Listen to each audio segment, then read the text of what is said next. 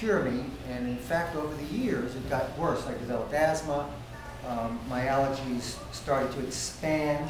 They were no longer narrow to cats and dogs, but now they were to grasses and ragweed and pollens and dust and etc. So over time, I recognized that whatever they were doing, it wasn't working.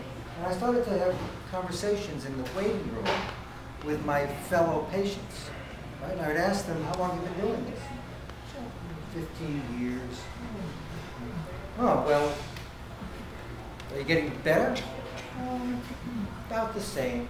You know, after a number of these conversations, you know, where I would share back and forth, well, I'm not getting better either. I started to realize, what are we really doing here? If, you know, and these were some of the best doctors, right? These were allergists who were chairmen of the allergy departments in major hospitals. So at one point, after my doctor, who thankfully for me had a bad bedside manner, right? Fairly common. This was back in the 70s. So in 1975, my biologist with the bad bedside manner comes to me and says, here, I got a present for you.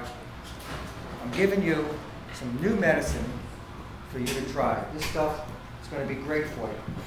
All you got to do is sign this form, and it won't cost you a penny. And I thought, gee, this guy's extra nice to me today. And of course, it did, you know, when I walked out of the office, you know, it didn't take long for me to realize that he was asking me to be a guinea pig for the pharmaceutical companies. And I wasn't getting paid for it. So I decided, you know what, I had enough of these guys. This was after I'd done my research. And I went out on my own, and I started reading.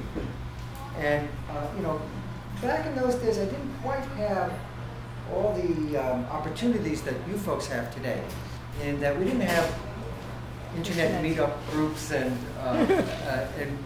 you know, we did have lecturers like myself who'd come around and talk, and so I started to go to talks, and I started to read books, and I started fasting, and I started doing yoga, and I started doing pranayama, which is kind of yoga of breathing. It's the science of breath.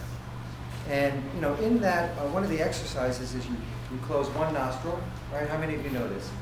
Close one nostril, right? And you breathe. Well, in my case, I close the nostril and go the other side. So, you know, but I was trying.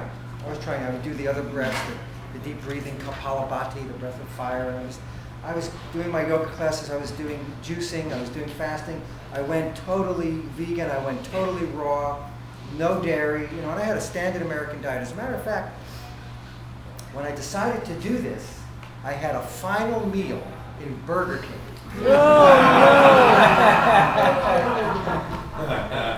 This was my lifestyle until I was 25, right? So, all right, one last meal, and fond memories of it. But I never turned back. After that, I went totally vegan, totally raw.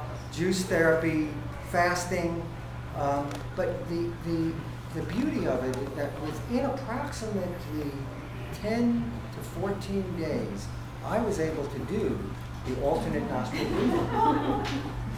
And, you know, I was rather surprised about that. I was really surprised, because how could it be that what I was doing, just by what I was reading, was resolving my symptoms when almost 20 years worth of the best medical doctors around weren't able to do that for me.